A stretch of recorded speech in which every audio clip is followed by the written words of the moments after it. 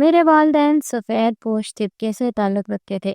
جس گاؤں میں ہم رہتے تھے وہاں ہمارا ذریعہ معاش بہت چراہوں کا تھا۔ بھیڑ بکریاں لے کر چراتے رہتے تھے اور ان کا ہی دودھ بیچ کر خود کی ضرورتیں بھی پوری کر دیتے تھے، جو کہ بہت مشکل سے ہی پوری ہوتی۔ ان کی غریبی کے ہی دنوں میں ہی میرا جنم ہوا۔ میرے والدین نے میرا نام بختیور رکھ دیا۔ ان کا خیال تھا کہ میرا نام بختیور رکھ دینے سے شاید میں بختوں والی ہو جاؤں، مگر قسمت کا کسے پتا تھا کہ ایک دن قسمت ایسا پلٹے کھائے گی کہ مجھے اپنا نام بختیور ہونے پر افسوس ہوگا۔ ہم کل ملا کر 4 بہنیں تھیں، ہمارا بھائی نہیں تھا، جس کی وجہ سے اماں ابا کو ہمیشہ ہی آس پاس کے جاننے والے لوگ تانے دیتے تھے، مگر اماں ابا بھی بیچارے کیا کرتے، سب کچھ تو اوپر والے کے ہاتھ میں تھا، اور اسی بیٹے کے چکر میں ہی تو ہم چاروں اس دنیا میں آ گئی۔ اب سوائے رب کی رضا پر راضی ہونے کی کیا کر سکتے تھے۔ جیسے جیسے ہی ہم سب بہنیں بڑی ہو رہی تھی اور جوانی کی دہلیز پر قدم رکھنے والی تھی، اماں ابا کو ہمارے رشتوں کی اور شادی کی فکر پڑ گئی۔ میں بہنوں میں تیسرے نمبر پر تھی، مگر میرا حسن باقی بہنوں سے مجھے بہت نمایاں کرتا تھا۔ جو بھی دیکھتا مجھے دیکھتا ہی رہ جاتا۔ میدے جیسی شفاف رنگت، بڑی بڑی سیاہ چمکدار آنکھیں، گلابی باریک لب، گلابی بڑے بڑے گال، متناسب سراپا۔ میں تیکھے نین نقوش کی حامل تھی۔ دیکھنے والوں کی نگاہیں واپس پلٹنے سے پہلے مجھے سراہتی ضرور تھی، مگر غریب جتنا ہی خوبصورت کیوں نہ ہو امیر کی برابری نہیں کر سکتا تھا۔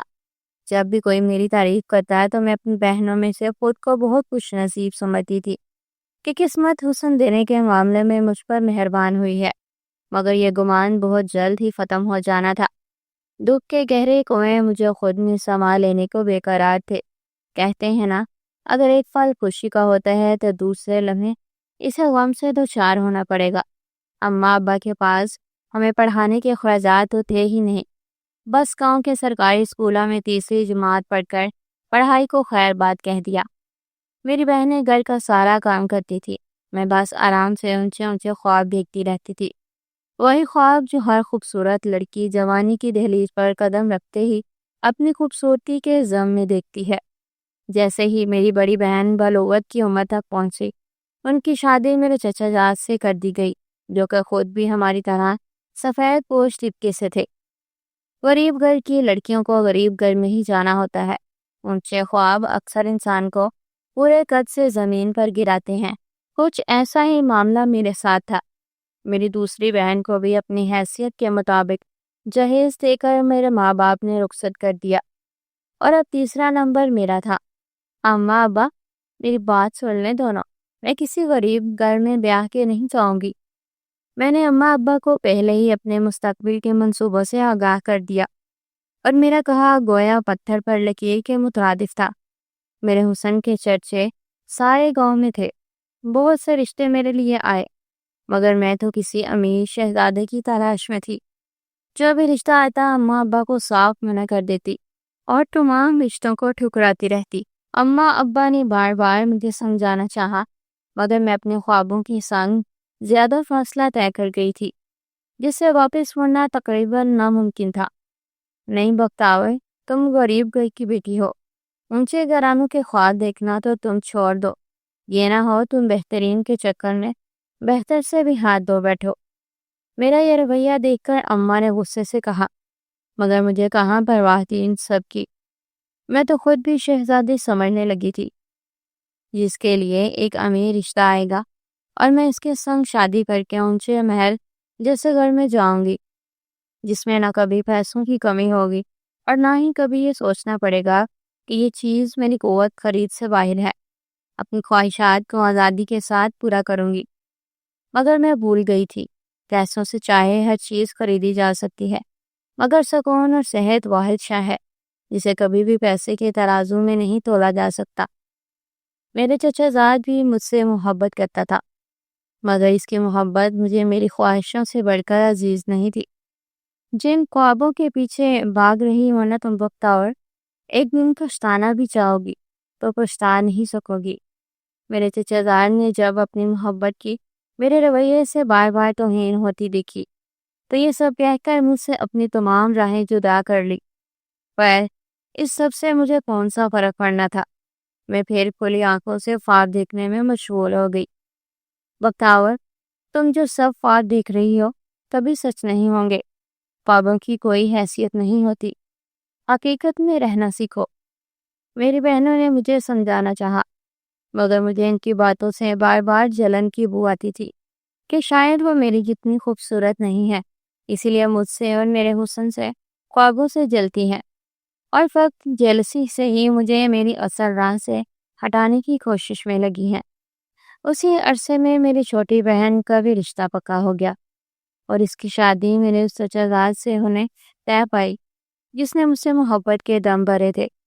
مگر کون کسی کے لیے اپنے وقت کو برباد کرتا ہے اور زندگی بھر ایک ہی ڈگر کا مسافر بنا رہتا ہے۔ شادی وسیع پیمانے پر ہوئی۔ میرے بڑے چچا زاد زمیندار تھے اور دور دور سے لوگ اس شادی میں شرکت کے لیے آئے۔ میں نے بھی اپنے کپڑوں کے بکسے میں سے اپنا لہنگا نکالا اور خوب سج سج کر تیار ہو گئی۔ وہیں پر میں ایک کونے میں ٹھہری خوابوں میں گم تھی کہ تبھی مجھے کسی کے بلانے کی آواز آئی۔ آواز کی سمت کی جانب دیکھا تو سامنے ایک عورت ٹھہری ہوئی تھی۔ خوبصورت لباس پہنے ہوئے وہ عورت کسی امیر گھرانے کی لگتی تھی، مگر اس کی عورت کی آنکھیں لہو جھلکا رہی تھی کہ جیسے وہ اشتعال میں ہو۔ جی، میں نے انہیں دیکھتے ہوئے منہ نیچے کر کے جواب دیا۔ پتہ نہیں مگر مجھ سے اس عورت کے چہرے کی طرف دیکھنے سے ایک انجانی طاقت روک رہی تھی۔ تمہاری اماں کدھر ہے؟ اس عورت نے میرے سیدھے ہاتھ کی ہتھیلی پر موجود تل کو گھورتے ہوئے عجیب سے لہجے میں کہا۔ میں نے اس عورت پر زیادہ غور نہیں کیا اور اماں کی طرف اشارہ کر دیا، جو کہ اسٹیج پر دلہا دلہن کے ساتھ بیٹھی باتوں میں مصروف نظر آ رہی تھی۔ جیسے ہی میں نے اشارہ کر کے اپنا منہ اس عورت کی طرف کیا تو وہ جگہ خالی تھی۔ مجھے حیرت میں گھیر لیا۔ میں نے دوبارہ اماں کو دیکھنے کے لیے جیسے ہی اپنے چہرے کا رخ اماں کی جانب کیا تو عورت مجھے اماں کے ساتھ باتوں میں مصروف گہری نظر آئی۔ اماں نہ جانے کیا مسکرا مسکرا کر اس عورت سے بات کر رہی تھی۔ خیر، شادی ختم ہوئی، ہم گھر کو روانہ ہوئے۔ گھر پہنچ کر اماں نے ابا کو آرام سے ہولی آواز میں کچھ بتانا شروع کر دیا۔ دونوں کا لہجہ انہیں مشکوک بنا رہا تھا۔ کچھ دنوں بعد جب ابا کام پر گئے ہوئے تھے اور گھر پر صرف میں اور اماں ہی تھے تو اماں بار بار مجھے دیکھ کر مسکرائی جا رہی تھی۔ کیا بات ہے اماں، کیوں مسکرا رہی ہیں؟ میں نے اماں سے بات نکلوانے کے لیے لہجے کو میٹھا بنایا۔ بختاور، تو واقعی وقتوں والی ہے، تیرا رشتہ آیا ہے، اماں نے مجھے پیار سے دیکھتے ہوئے کہا۔ اماں، تجھے پہلے ہی بولا تھا، مجھے ایسے رشتے نہیں چاہیے، میں نے ابتدائی لہجے میں اماں کو کہا۔ ہاں، اس بار تیری پسند کا رشتہ ہے، مگر ایک پریشانی ہے، اماں نے مسکراتے ہوئے کہا، اور پھر اماں کے چہرے پر تفکرات کے سائے ابھرے تھے۔ کیا پریشانی اماں؟ میں نے جلدی سے پوچھا۔ وہ لوگ شادی اسی ہفتے کرنا چاہتے ہیں، اماں نے سوچتے ہوئے کہا۔ اماں، پریشانی کس بات کی؟ ساری تیاریاں ہو جائیں گی، دل ہی دل میں مسکراتے ہوئے اماں کو کہا۔ تیرے ابے سے سب بات کر لی ہے، وہ مان گیا ہے، امیر گھر ہے تو عیش کرے گی، اماں نے مستقبل کو آنکھوں میں بسائے ہوئے سوچا۔ مگر کل کا علم تو خدا کے سوا کسی کو نہیں ہے، کون سے ظلم کے پہاڑ ٹوٹنے تھے مجھ پر، اس سب سے بے خبر تھی۔ اماں ابا نے زیادہ دیکھ بھال نہیں کی، بس سب تیاریاں شروع ہونے لگی۔ میری بہنیں اس رشتے کے خلاف تھی۔ اماں، تم خود سوچو، امیر گھر کا لڑکا ایک غریب لڑکی سے شادی آخر کیوں کرے گا؟ اسے امیر گھرانوں سے رشتے کی کمی تھوڑی ہوگی۔ میری سب بہنوں کو خیال یہی تھا، تم سب جلنا بند کرو میرے نصیب سے، خود تو غریب گھروں میں بیاہ کر گئی ہو، اب میرا بیاہ امیر گھر میں ہونے جا رہا ہے تو ہونے دو۔ مجھے میری بہنوں کا میرے لیے خلوص سب فریب لگ رہا تھا، جیسا رشتہ میں چاہتی تھی ویسا ہی مل رہا تھا۔ میری آنکھیں پھر سے سہانے خواب سجانا شروع ہو گئی۔ اس دوران میری ساس بھی اپنی بڑی سی سیاہ چمچماتی کار میں ہمارے مٹی سے بنے گھر میں آئی۔ جو بھی اس کار کو ہمارے گھر رکتے دیکھتا میرے وقت پر رقص کرتا۔ میری آنکھیں بھی ان کی امیری کی چکا چوند کو دیکھ کر بند ہو گئی۔ میرے رشتے کی بات سارے گاؤں کو پتہ لگ گئی۔ کچھ لوگ مجھے رشک بھری نظروں سے دیکھنے لگے تو کچھ لوگوں کی نظروں میں حسد تھا۔ وہ وقت بھی آ گیا جب میرا نکاح ہونا تھا۔ یہ وقت کیسے گزرا کسی کو خبر ہی نہ تھی۔ میرے والدین میرے خود سے دور جانے کے غم میں ڈوبے ہوئے تھے، مگر میرے حواس کہاں میرا ساتھ دے رہے تھے۔ مجھے کسی کی آنکھوں میں اپنے دور جانے کا غم نظر نہیں آ رہا تھا۔ عین نکاح کے وقت میرے دلہے کا انتقال ہو گیا۔ اس کے بعد جیسے ہماری بدبختی کا اصل دور شروع ہوا۔ سب نے مجھے لان تان کرنا شروع کر دی اور میری بارات کی جگہ سبز قدم کا داغ ماتھے پر سجا۔ سب کا رو رو کر برا حال تھا۔ اماں مجھے سینے سے لگائے دلاسا دیتی رہی۔ پورے گاؤں میں یہ بات پھیل چکی تھی کہ میں سبز قدم ہوں، جس کی وجہ سے عین شادی کے دن دلہا مر گیا۔ آہستہ آہستہ ہم سے سب نے بات چیت بند کر دی۔ کوئی بھی اماں سے بات نہ کرتا۔ محلے والے لوگ مجھے عجیب نظروں سے دیکھتے۔ وقت کا کام ہے گزرنا، سو گزرتا گیا۔ اس واقعے کو 8 ماہ ہو چکے تھے۔ ان مہینوں میں زندگی نے تمام حقائق سے آگاہ کیا۔ ابا جوان بیٹی کی اس قدر بربادی پر دنیا کو خیر بات کہہ گئے۔ اب اماں اکیلی رہ گئی تھی۔ اکثر وہ بھی بیمار رہتی۔ گھر میں کھانے پینے کے لالے پڑنے لگے۔ اماں کی دوا تک کے لیے میرے پاس پیسے نہ تھے۔ میں نے ہمت کی اور کچھ کام کرنے کا سوچا۔ میں نیری ان پڑھ تھی، ایسے میں مجھے کیا کام ملنا تھا۔ تبھی ہمارے ساتھ ہمسائی نے مجھے ایک حویلی میں خوان سما کے کام کا بتایا، جو مجھے کافی معقول لگا اور تنخواہ بھی مناسب تھی۔ میں نے ہمت نہ ہاری۔ اب اس کے علاوہ میرے پاس اور کوئی چارہ نہیں تھا۔ میں اگلے دن خالہ کے ساتھ حویلیان پہنچی۔ جو ہی میں نے حویلی میں قدم رکھا، میرے جسم میں عجیب سی سرسراہٹ ہوئی۔ میرا گھبراہٹ سے برا حال تھا۔ دل میں اپنی اماں کا سوچتی میں خالہ کے ساتھ دالان میں داخل ہوئی، جہاں ایک عمر رسیدہ خاتون اور جوان نیند زراز تھا۔ خالہ نے ان کے آگے سر جھکا کر سلام کیا۔ وہ نوجوان کوئی اور نہیں بلکہ حویلی کا مالک تھا، جس کی سرد مہری سے پورا گاؤں واقف تھا۔ خالہ نے انہیں ہمارے گھر کے حالات بتائے اور نوکری پر رکھنے کی درخواست کی، اور اس سے آگے سردار نے جو شرط رکھی، میرے پیروں تلے زمین نکل گئی۔ سردار کا کہنا تھا کہ یہاں آنے والی ملازمہ ہماری باندھی ہوتی ہیں، جو یہاں آتی ہیں اور ہماری خدمت کرتی ہیں۔ ان کے سیاہ و سفید کے مالک ہم ہوتے ہیں، اس لیے اگر مجھے وہاں نوکری کرنی ہے تو ہر حال میں سردار کی باندھی بننا قبول کرنا ہوگا۔ مجھے سردار کی فطرت سے کوئی آگاہی نہ تھی۔ میرے لیے یہ کوئی معمولی بات نہ تھی۔ سردار کی حویلی کے بارے میں اماں سے میں نے کافی سن رکھا تھا، پر حیرت کی بات تھی کہ یہاں اتنی بڑی حویلی میں کوئی مرد موجود نہ تھا۔ اندر آتے ہوئے بھی کوئی پہرہ دار دکھائی نہیں دیا تھا۔ یہ بات میرے لیے عجب تھی۔ میں نے چاروں ناچار سردار کی شرط مان لی۔ اب میرا سارا دن حویلی کے کاموں میں گزر جاتا۔ خالہ جو خود بھی یہاں کی ملازمہ تھی، وہ مجھے اگلے ہی دن سارا کام سمجھا چکی تھی، مگر حویلی کے اندرونی کمرے کی جانے سے مجھے سختی سے منع کر دیا۔ میں پوچھنا چاہتی تھی کہ ایسا کیوں، مگر ہمت نہ ہوئی۔ حویلی میں کام کرتے ہوئے مجھے 20 دن ہو چکے تھے۔ ان 20 دنوں میں میرا دل عجیب سی بے چینی کا شکار رہتا۔ مجھے ہر وقت اماں کی فکر لگی رہتی۔ اوپر سے ایک نئی مصیبت میرے سر پر آن پڑی۔ سردار کی نظر جب میری خوبصورتی پر پڑتی، وہ بنا تردد کے میرے پیچھے پڑ گیا۔ حویلی میں جب بھی میں اکیلی ہوتی، سردار کسی نہ کسی بہانے سے اپنے سارے کام مجھ سے کرواتا اور اپنی نظروں کے حصار میں رکھتا۔ اس کی چھپتی ہوئی نظریں مجھے گھبراہٹ کا شکار کرنے لگی تھی، مگر میں آدمی سے باندھی کیا کر سکتی تھی۔ اپنی ماں کی اور اپنی زندگی بچانے کے لیے یہ نوکری میرے لیے بے حد ضروری تھی۔ مجھے کسی بھی حال میں اماں کا علاج کروانا تھا۔ سردار سائیں کئی دفعہ مجھے پریشان کرنے کی کوشش کر چکے تھے، مگر میں ہمت کر کے ڈٹی رہی اور ان کے سامنے آنا کم کر دیا۔ میں نہیں چاہتی تھی کہ میری وجہ سے حویلی میں برا ہو وقت پر لگا کر اڑ رہا تھا۔ مجھے حویلی آئے 2 ماہ ہونے کو تھے۔ اماں بھی پہلے سے کافی بہتر ہو چکی تھی۔ وہ کتنی ہی بار مجھے حویلی کی نوکری چھوڑنے کا کہہ چکی تھی، مگر میں نہ مانی۔ اماں میری بے جا ضد کے آگے گھٹنے ٹیک گئی۔ میں اماں کو اس عمر میں کسی قسم کی تکلیف نہیں دینا چاہتی تھی۔ حویلی سے ملنے والی تنخواہ سے میرا اچھا گزارا ہو رہا تھا۔ میں اپنی زندگی میں مطمئن سی تھی کہ چلو آہستہ آہستہ سب ٹھیک ہونے لگا ہے، مگر ضروری نہیں ہر بار جو ہم سوچیں ویسا ہی ہو۔ سردار کی حرکتیں دن بدن بڑھتی جا رہی تھی۔ شام میں جب میں حویلی کے اندرونی حصے کی صفائی کر رہی تھی کہ اچانک یہ سردار وہاں آن پہنچا اور مجھ سے بد کلامی کی عزت خراب ہونے کے ڈر سے مجھے کچھ سوچے سمجھے میں وہاں سے باقی ایک الگ ہی راستے پر آ نکلی۔ جو ہی میں نے دیوار سے ٹیک لگاتے گہری سانس بھری، مجھے اپنے آس پاس خوشبوؤں کا ریلا افتہ محسوس ہوا۔ میں نے پٹ سے آنکھیں کھولی تو وہاں کوئی نہ تھا۔ میں ڈر و خوف سے گھبرانے لگی، دل و دماغ پر وسوسے چھانے لگے۔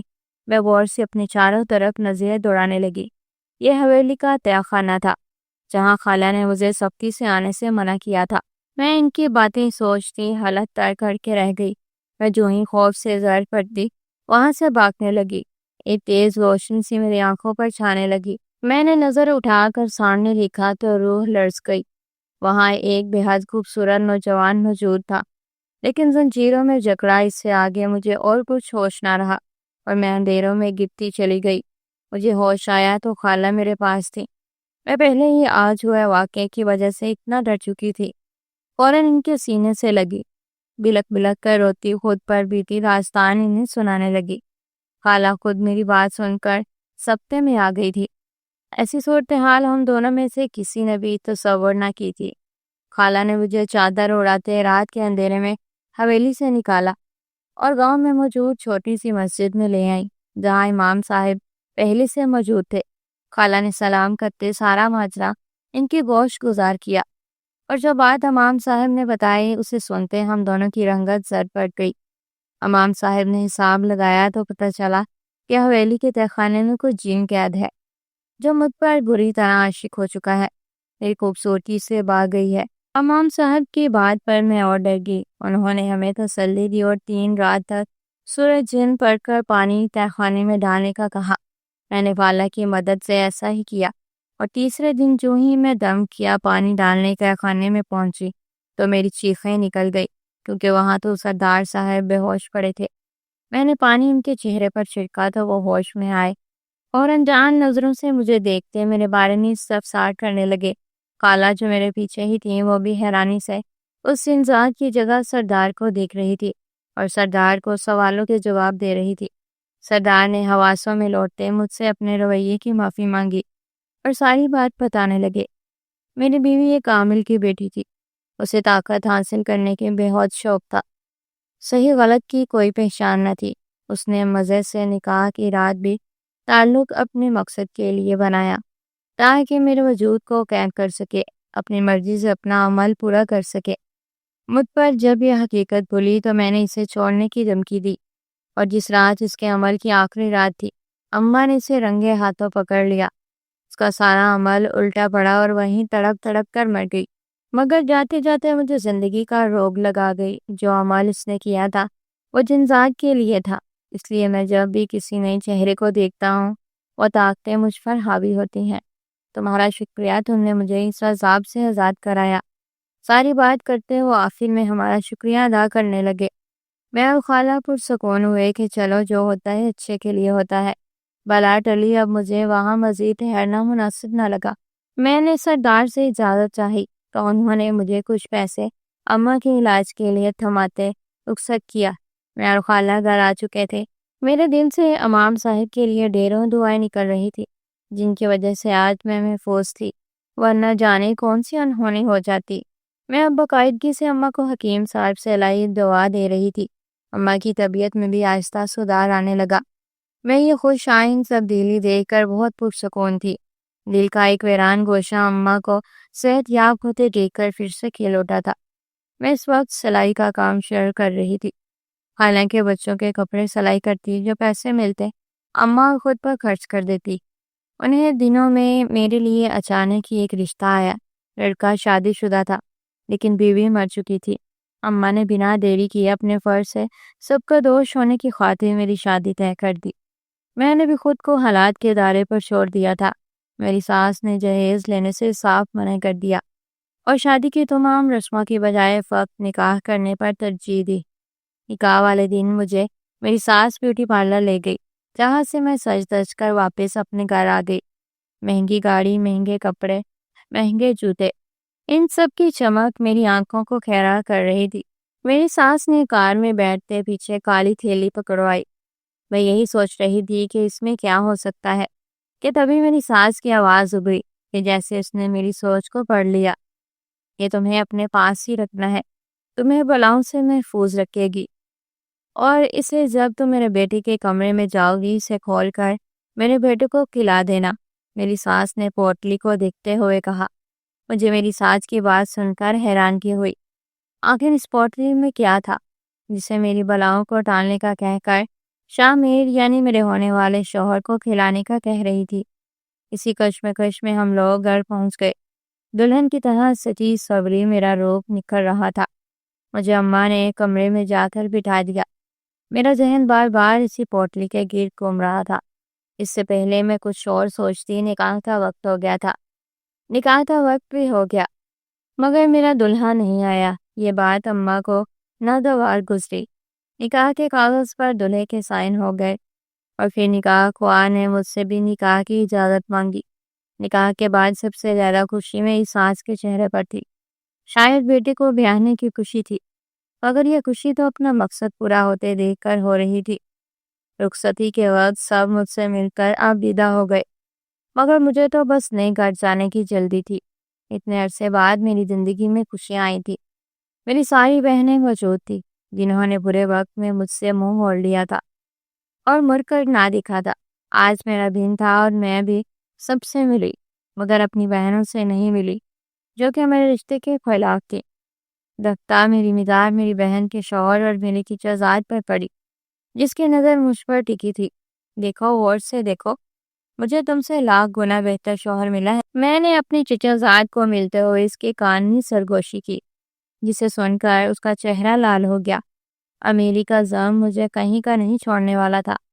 ان سب کے بعد مجھے میری ساس کے سنگ گاڑی میں بٹھایا گیا اور میں ان کے سنگ اپنے نئے سفر کو روانہ ہوئی۔ تبھی میری ساس کی نگاہ میرے ہاتھ پر پڑی۔ میں ان سب سے بے خبر خوابوں پر نئی طرز سے سجانے میں مصروف تھی۔ ٹھنڈی ہوا کھڑکیوں سے گاڑی میں داخل ہو رہی تھی۔ یہ احساس خوشگوار تھا جسے شہر کی چاہ میں نے کی، وہ مجھے مل رہا تھا۔ وقتاوقت تمہیں میری بات بنا چون چرا کے ماننی ہوگی، نہ کوئی سوال کرو بھی نہ ہی کوئی جواب ملے گا، میری ساس نے میرا ہاتھ پکڑتے ہی باراور کرانے والے لہجے میں کہا۔ میں نے اپنا سر جھکا دیا، گویا اس بات کا اعلان کیا ہو کہ جب میری تمام خواہشات پوری ہو گئی ہیں تو آپ کی ہر بات مانوں گی، اگر ان خواہشات کو پانے کے لیے جس چیز کو کھونا پڑے گا۔ اس بات کا اندازہ مجھے بات میں ہونا تھا۔ گاڑی جھٹکے سے رکی کیونکہ راستے میں ایک بوڑھی عورت گاڑی کے آگے آ گئی تھی۔ ڈرائیور نے آواز لگا کر اسے سائڈ پر ہو جانے کو کہا، مگر بجائے ایک طرف ہونے کے اس عورت نے اپنے قدم کھڑکی والی سائڈ کی طرف بڑھا دیے جس کی طرف میں بیٹھی تھی۔ اس بڑھیا کو دیکھ کر میری ساس کے چہرے پر ہوائیاں اڑ گئی اور انہوں نے جلدی سے ڈرائیور کو گاڑی آگے بڑھانے کو کہا۔ تیری خواہشات کا انجام تجھے برباد کر دے گا، اس بوڑھی عورت نے غضبناک انداز میں میری طرف دیکھتے ہوئے کہا۔ تبھی ڈرائیور نے گاڑی آگے بڑھا لی۔ یہ سب دیکھ کر میرے دل کی دھڑکنیں بے ترتیب ہو رہی تھی۔ ڈر سے میری آنکھیں سفید ہونے لگی، مگر میری سانس بالکل مطمئن انداز میں بیٹھی ہوئی تھی کہ جیسے اس کے لیے یہ سب نیا نہ ہو۔ میری ساس نے میرے ماتھے کو اپنے ہاتھوں سے چھوا تو مجھے ان کا ہاتھ بہت زیادہ ٹھنڈا محسوس ہوا اور مجھ پر کپ کپی طاری ہو گئی۔ میرے حواس نے میرا ساتھ دینا چھوڑ دیا۔ مجھے ایسے لگ رہا تھا جیسے میری ساری حسین نیند کی آغوش میں چلی گئی۔ میرا ذہن نیند کی طرح بڑھ رہا تھا۔ اس سے پہلے کہ میں سوتی مجھے میری ساس کے ہاتھ میں وہی کالی پوٹلی نظر آئی جو کہ مجھے انہوں نے دی تھی، اور میں یہ دیکھ کر حیران رہ گئی کہ اس پوٹلی میں کچھ اور نہیں بلکہ 2 سیاہ چمکتی ہوئی لونگ تھی۔ اس سے پہلے کہ میں کچھ اور سوچتی میرا دماغ بالکل سن گیا۔ کب گھر آ گیا مجھے اس کی خبر ہی نہ ہوئی۔ گھر کی چمک آنکھوں کو دھندلا کر رہی تھی۔ یہ گھر کسی عالیشان گھر سے کم نہ تھا۔ سفید رنگ کا یہ عالیشان گھر میری توجہ اپنی طرف مبذول کرنے میں کامیاب رہا اور کچھ دیر پہلے والی تمام سوچیں میرے ذہن سے غائب ہو گئی۔ یہ گھر شہر سے دور ایک خالی علاقے میں بنایا گیا تھا جہاں ہر طرف لمبے گھنے پودے اور درخت اپنے پورے قد کے ساتھ ٹہرے تھے۔ میں نے اپنا باریک گھیر دار لہنگا اٹھایا اور گاڑی کا دروازہ کھول کر باہر نکلی۔ میری ساس پہلے ہی گاڑی سے باہر نکل کر میرے ساتھ آ ٹھہری تھی۔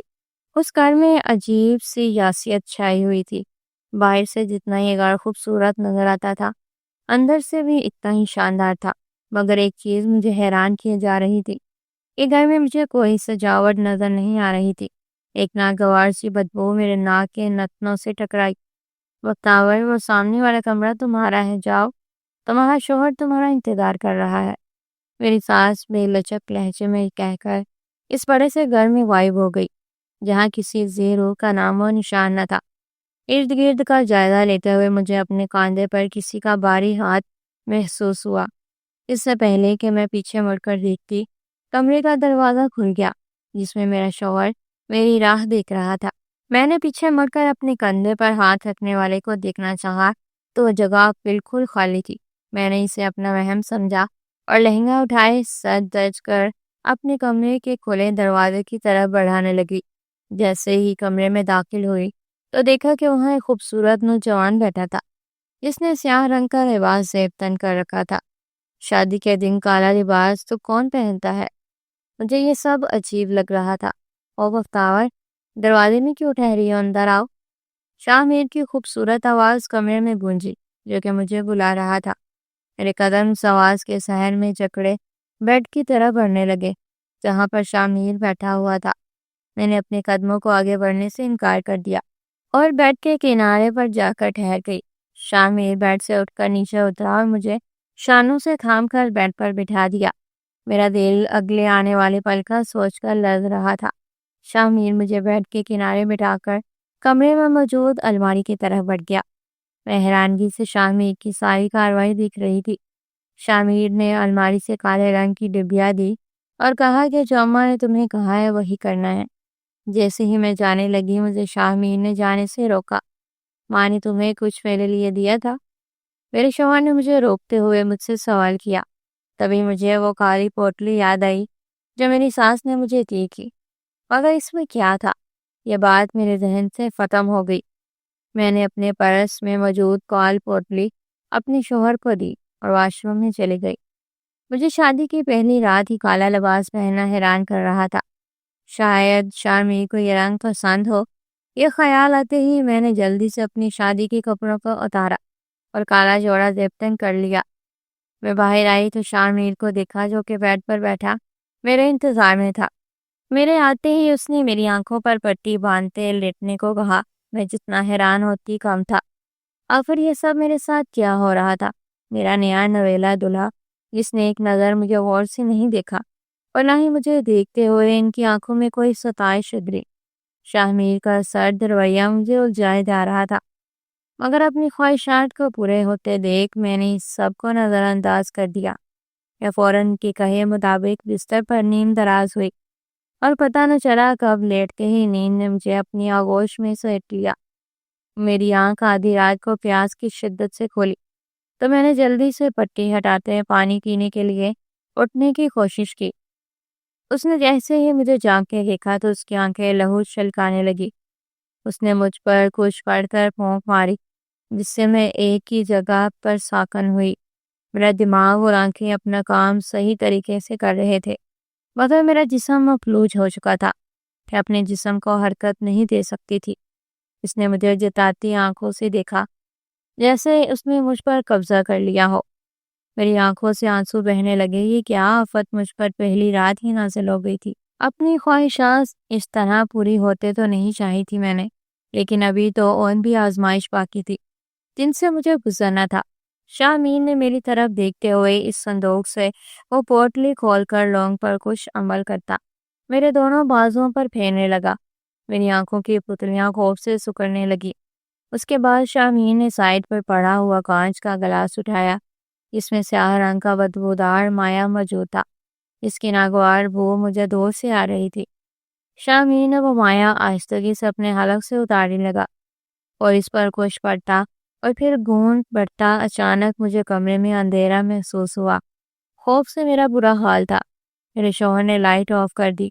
اچانک سے کمرے میں بہت سے لوگوں کی چیخنے، چلانے اور بولنے کی آوازیں آنے لگی، جیسے بہت سے لوگ ایک ساتھ کسی بات پر لڑ رہے ہوں۔ مجھے اپنی زندگی کا یہ موڑ ایک بھیانک خواب لگ رہا تھا۔ اس چیز کی خواہش تو میں نے کبھی نہیں کی تھی۔ مجھے میرا جسم برہنہ ہوتا محسوس ہو رہا تھا۔ اپنے ارد گرد ڈھیروں لوگ بیٹھتے ہوئے محسوس ہو رہے تھے اور میں مزید کچھ نہ سوچتے کمزوری کی وجہ سے میں بے ہوش ہو گئی۔ صبح میری آنکھ کھلی تو شامل مسکراتی نگاہوں سے مجھے دیکھ رہا تھا۔ نیند کی وجہ سے میرا دماغ خماری تھا اور جیسے ہی ذہن بیدار ہوا ساری باتیں ذہن میں تازہ ہونے لگی۔ گزشتہ رات پھر سے اپنی یادوں کے ساتھ میرے ذہن کے پردوں پر چلنے لگی۔ میں نے بولنے کی کوشش کی مگر میری زبان تو جیسے تالوں سے چپک گئی تھی۔ زبان نے حرکت کرنے سے صاف منع کر دیا۔ مجھے اپنی بے بسی پر دکھ نے گھیر لیا۔ تبھی میری سانس کمرے میں داخل ہوئی مگر میری حالت دیکھتے ہی اپنے بیٹے کو جاں نثار کر دینے والی نگاہوں سے دیکھا۔ تبھی ان کا راز مجھ پر اشکار ہو گیا کہ دونوں ملے ہوئے ہیں۔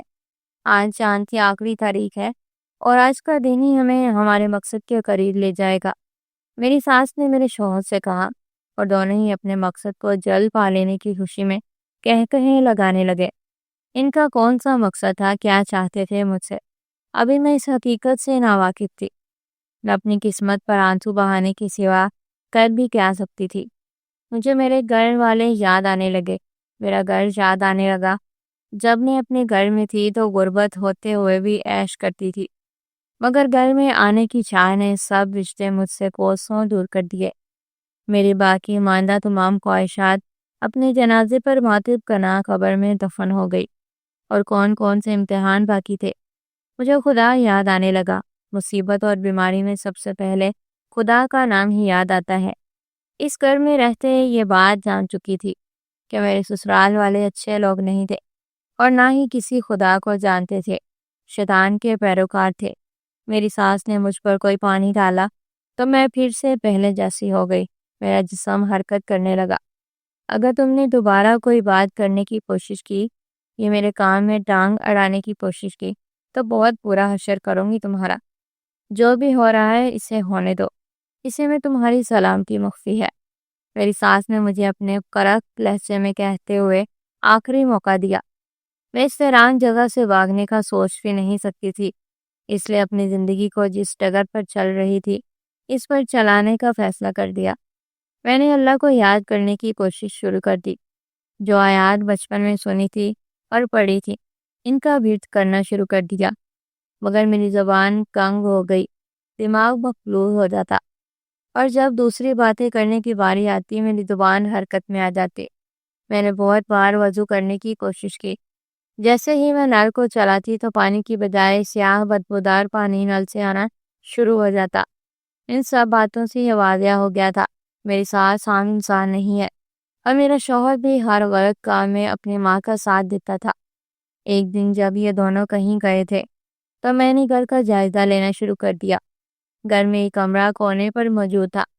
تجسس کے ہاتھوں مجبور ہو کر میں جیسے ہی دروازہ کھولا، دھکا دے کر اندر بڑھی تو ہر طرف بو کے ببو اٹھنے لگے۔ کمرے میں ہر طرف ہی موم بتی موجود تھی اور ساتھ ہی ایسا بہت سا سامان موجود تھا جو کہ کالا جادو کرنے کے لیے استعمال ہوتا تھا۔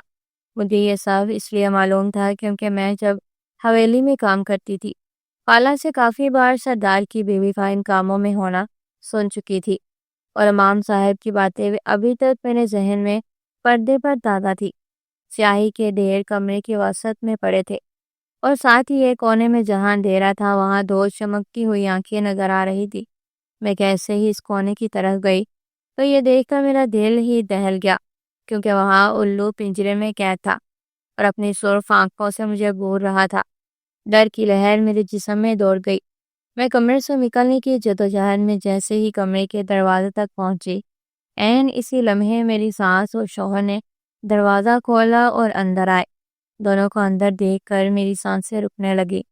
دونوں ہی مجھے یہاں دیکھ کر حیران ہو گئے تھے اور میری خوف سے پھیلی آنکھوں کو دیکھ کر سمجھ گئے کہ مجھے سب پتہ لگ چکا ہے۔ دونوں مجھے یہاں دیکھ کر حیران ہوئے مگر کچھ دیر بعد ہی ان کی حیرانگی معنی خیز مسکراہٹ میں بدل گئی۔ چلو اچھا ہوا کہ تم نے خود یہاں آ کر میرا کام آسان کر دیا، میری ساس نے خوش ہوتے ہوئے کہا۔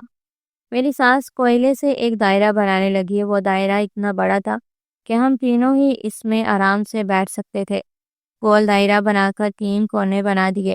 ایک میں میری ساس بیٹھ گئی، دوسرے کونے میں میرے شوہر نے مجھے زبردستی بٹھا دیا اور آخری کونے میں خود بیٹھ گیا۔ میری سانس اونچی آواز میں کچھ منتر پڑھنے لگی اور ساتھ اپنے پڑے ہوئے پیالے پر پھونک ماری۔ یہ عمل کئی بار کرتی رہی۔ جب 5ویں بار یہ عمل شروع ہوا تو کمرے میں بھونچال آنے لگا اور سارا کمرہ دھوئیں سے بھر گیا۔ میری سانس نے سیاہ شربت کا بڑا پیالہ باہر کی طرف سرکایا تو وہ پیالہ دائرے کی حدود سے باہر نکل گیا۔ دیکھتے ہی دیکھتے سارا پیالہ خالی ہو گیا۔ بظاہر تو وہاں چاروں طرف دھواں ہی موجود تھا۔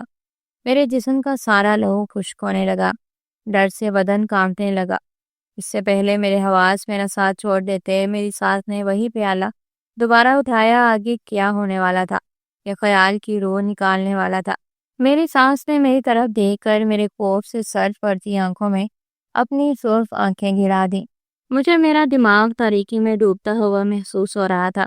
اس سے پہلے میرا ذہن مکمل تاریک میں ڈوبتا، میری زور سے چیخ نکل گئی جس نے میرے دماغ کو نئے درد سے متعارف کروایا، کیونکہ میرے شوہر نے میرا سیدھا ہاتھ اپنے شکنجے میں قابو کیا ہوا تھا۔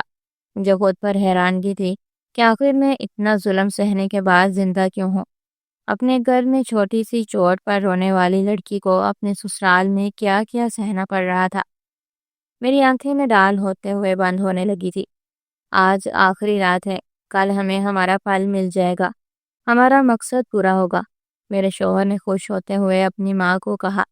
خدا جانے کیسے میرے شوہر کو مجھ پر رحم آ گیا اور کوئی چیز میری ہتھیلی پر لگا دی جس سے مجھے سکون ملا۔ کیا خواہشوں کے پورے ہونے کی قیمت یہی تھی؟ اگر یہی تھی تو نہیں چاہیے تھا مجھ سے اور کچھ۔ آخر کیوں کر رہے تھے یہ دونوں؟ میرے ساتھ ایسا بھی کیا مقصد تھا؟ میری ساس کا جو مجھے اذیت سے دوچار کر کے ہی اسے ملنا تھا۔ ابھی شام ہونے میں کافی وقت رہتا تھا۔ شاہ میر مجھے سہارا دیتے ہوئے کمرے میں لے گیا اور بیڈ پر سلا کر پھر سے اپنی ماں کے پاس چلا گیا۔ میں اپنے ماضی کو یاد کر کر کے آنسو بہا رہی تھی۔ میری آنکھیں اپنے ماں باپ اور بہنوں کو یاد کر کے آبدیدہ تھی۔ کاش میں اپنی بہنوں کے خلوص پر شک نہ کرتی، ان کی بات مان لیتی تو یہ نوبت کبھی نہ آتی، مگر کاش کہہ دینے سے وقت پلٹنے والا نہیں تھا۔ میں اپنے موت کی دعا کر رہی تھی کہ کاش مجھے موت آ جائے اور اس دردناک اذیت سے چھٹکارا پا سکوں۔ درد سے جان نکلی جا رہی تھی، مگر ابھی آخری آزمائش تو باقی تھی۔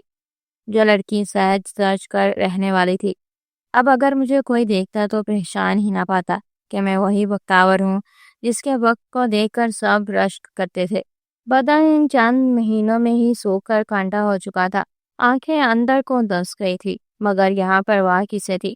وسائل نہ ہونے کی وجہ سے اور غربت سے اماں ابا تک نہ میری حالت دیکھنے آئے۔ اگر آتے تو شاید اس جہنم سے نکال کر لے جاتے، مگر امیر گھر میں میری شادی کرتے ہی وہ دونوں اپنی سب فرضوں سے سب قدوش ہو گئے۔ شام جیسے ہی ہوئی، شاہ میر کمرے میں آیا اور مجھے بیڈ سے زبردستی اٹھا کر لے جانے لگا۔ اب یہ کیا نئی مصیبت تھی؟ اتنا ظلم کر کے بھی ان کا دل نہیں بھرا۔ میں شاہ میر کی منتیں کرنے لگی کہ مجھے چھوڑ دو، کیا بگاڑا ہے میں نے تمہارا اور تمہاری ماں کا؟ مگر شاہ میر نے کانوں میں روئی ڈالی ہوئی تھی، بنا کسی بات میں کان دھرے بس مجھے گھسیٹتا ہی جا رہا تھا۔ گھر سے باہر نکل کے شاہ میر مجھے گھر کی پچھلی سائڈ پر لے جانے لگا جہاں پر قبرستان تھا۔ آج مجھے ان لوگوں سے حقیقی خوف محسوس ہو رہا تھا۔ یہ لوگ اپنے مقصد کے حصول کے لیے اور کس حد تک جائیں گے؟ ان کے مقصد سے بھی آج پردہ ہٹنے والا تھا۔ جیسے ہی مجھے لے کر شاہ میر قبرستان کی حدود میں داخل ہوا تو قبرستان میں بیٹھی میری ساس نظر آئی، جو کہ اپنا آج مقصد حاصل کرنے کے لیے یہاں چلا کاٹنے آئی تھی۔ قبرستان کا سناٹا مجھے وحشت زدہ کر رہا تھا، مگر میری ساس اور شاہ میر کو اس سب سے کوئی فرق نہیں پڑ رہا تھا، جیسے یہ سب ان لوگوں کے لیے نیا نہیں تھا۔ قبرستان اپنی حالت سے بہت ہی بوسیدہ لگ رہا تھا، جیسے یہاں پرانا سب لوگوں نے ترک کر دیا ہو۔ ہوا کی آوازیں اس سناٹے کو چیرتے ہوئے مزید خوف زدہ کر رہی تھی۔ ہم جیسے ہی میری سانس کی طرف قدم بڑھانے لگے تو سب کچھ واضح ہونے لگ گیا۔ وہ قبروں کے درمیان میں جگہ بنائے چلے کی مکمل تیاری کیے بیٹھی ہوئی تھی۔ ساتھ کی ایک کھوپڑی پڑی ہوئی تھی اور اسی کے ساتھ کچھ خوفناک چیزیں، جنگلی پتے، شربت سے بھرا ہوا پیالہ، سب کچھ ہی دائرے کے اندر موجود تھا۔ دونوں رات گہری ہونے کا انتظار کرنے لگے۔ مجھے اس ماحول نے وحشت زدہ کر دیا تھا۔ جیسے کہ تاریکی مزید گہری ہوئی، میری سانس پھر سے عمل کرنے میں مگن ہو گئی۔ کیوں کر رہے ہو؟ آپ پھر کیا مقصد ہے تم دونوں کا؟ میں نے کانپتے لہجے میں دونوں سے پوچھا۔ اتنا پوچھ رہی ہو تو تمہیں بتا دیتی ہوں کہ اس سب کے پیچھے کیا مقصد ہے۔ میری ساس نے مجھے تفکر بری نگاہوں سے دیکھتے ہوئے بتانا شروع کیا۔ یہ بات تب کی ہے جب میری شادی شامیر کے والد سے ہوئی۔ مجھے کالے جادو کو سیکھنے کا شوق تھا، اور کب یہ شوق اس حد تک بڑھ گیا کہ میں اس کام میں ملوث ہوتی مجھے خبر نہ ہوئی۔ میں نے کالا جادو کرنا شروع کر دیا۔ اس کے لیے مجھے بہت سی طاقتوں کی ضرورت تھی، اور اس سب سے پہلے مجھے ایک ناجائز بچے کو اپنی کوکھ سے اس دنیا میں لانا تھا۔ میں نے اس کام کے لیے اپنے سگے بھائی کو چنا اور اسے ورگلایا۔ آخر اتنی محنت کے بعد میں اپنے بھائی کو ورگلا کر اپنا مقصد حاصل کرنے میں کامیاب رہی اور ایک ناجائز بچے کو جنم دیا۔ میری ساس نے سپاکی کی انتہا کرتے ہوئے اپنی کہانی سنانی شروع کی، اور مجھے طاقت ہل گئی، مگر طاقت کا نشہ ہی انوکھا ہوتا ہے۔ مجھے مزید طاقت چاہیے تھی، اور اس سب کے لیے مجھے جو ناجائز کام کرنے پڑے میں نے کیے۔ شامیر کے ابو کو اس سب کا علم ہوا کہ شامیر میری اور میرے بھائی کی ناجائز اولاد ہے، تو وہ بھی مجھے طلاق دے کر چلے گئے، مگر مجھے ان کے ہونے نہ ہونے سے کوئی فرق نہیں پڑا۔ میں نے کافی سارے چلے کیے، اور ان سب میں استعمال ہونے والا سامان شامیر لے کر آتا تھا، مگر مجھے نظروں سے اوجھل ہو جانے کی طاقت بھی چاہیے تھی، جس کے لیے مجھے کسی لڑکی کو اپنی بہو بنانا تھی جس کی ہتھیلی پر تل ہو اور لڑکی معصوم ہو۔ مجھے تم سے بہتر کوئی نہیں لگا۔ تمہاری آنکھوں میں دولت کی ہوس صاف نظر آئی۔ تم میرے لیے آسان شکار تھی۔ اب تمہاری قربانی مجھے اپنے موکل کو دینی ہے تاکہ وہ مجھ سے خوش ہو جائے۔ مجھے یہ سب سنتے ہوئے بہت غصہ آیا، اور نہ جانے مجھ میں اتنی طاقت کہاں سے آ گئی کہ میں نے غصے میں آ کر شامیر کو دھکا دیا، اور وہ چلے کی حدود سے باہر گر گیا۔ میری سانس یہ دیکھ کر آگ بگولا ہوتے ہوئے میری طرف لپکی، مگر اس دھکم دھکی میں میری سانس بھی دائرے سے باہر گر گئی۔ ان کے گرتے ہی چاروں طرف بھیانک آواز گونجنے لگی۔ کچھ ہی دیر میں ان دونوں کی جگہ ہڈیوں کا ڈھیر موجود تھا۔ دونوں اپنے انجام تک پہنچ گئے، مگر میری لالچ نے مجھے برباد کر دیا۔ اب سوائے پچھتاوے کے میرے پاس کچھ نہیں تھا۔ اگر میری اماں بھی رشتے سے پہلے اچھی طرح چھان بین کر لیتی تو یہ سب مجھے نہیں سہنا پڑتا۔ کبھی کبھی ماں باپ کے کیے گئے فیصلے اولاد کو ساری زندگی کا قیدی بنا دیتے ہیں، جبکہ ماں باپ یہ سوچ کر بیٹی بیاہتے ہیں کہ بیٹی کا گھر بس جائے گا، یہ جانے بغیر کہ جس سے قسمت باندھ رہی ہے وہ انسان بھی ہے، یہ انسان کی شکل میں کوئی بہوپیا۔ بیٹیاں تو رحمت ہوتی ہیں، اور جب ان کے نصیب میں بدبختی آ جائے تو بڑے نرے گھرانے تباہ ہو جاتے ہیں۔ میں وہاں سے گرتی پڑتی اپنے گھر پہنچی۔ زندگی کی ٹھوکر بہت زور سے لگی تھی کہ اب دماغ صحیح ٹھکانے پر آیا تھا۔ روح کو جھنجھوڑ کر رکھنے والے کہ ماں کیسے میں نے گزارے صرف میں ہی جانتی تھی۔ میرے کیے اعمال مجھے جیتے جی درگور کرنے کے در پر تھے، اور میں نادان ان آسائشوں کو زندگی کا کل اثاثہ سمجھ بیٹھی تھی۔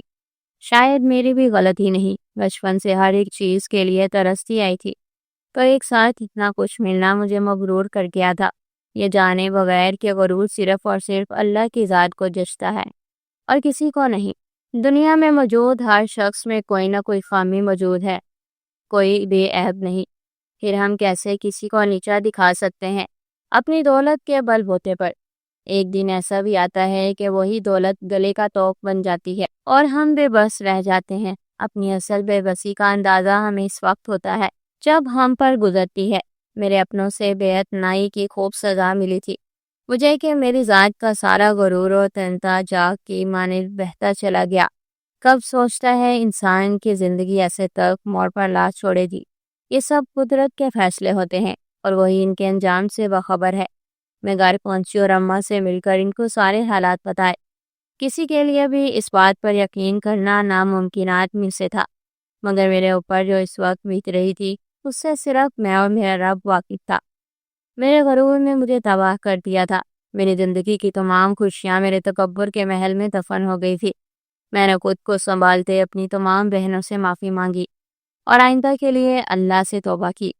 میں جانتی تھی میری غلطی بڑی ہے، مگر اللہ کی ذات تو غفور و رحیم ہے، جو 70 ماؤں سے زیادہ پیار کرنے والا ہے۔ وہ مجھے بھلا کیسے اکیلا چھوڑ دیتا؟ میرا رب بڑا بے نیاز ہے، اس دن کے بعد میں نے نماز قرآن کو اپنی زندگی کا حاصل بنا لیا۔ میں رب کی رضا میں راضی تھی۔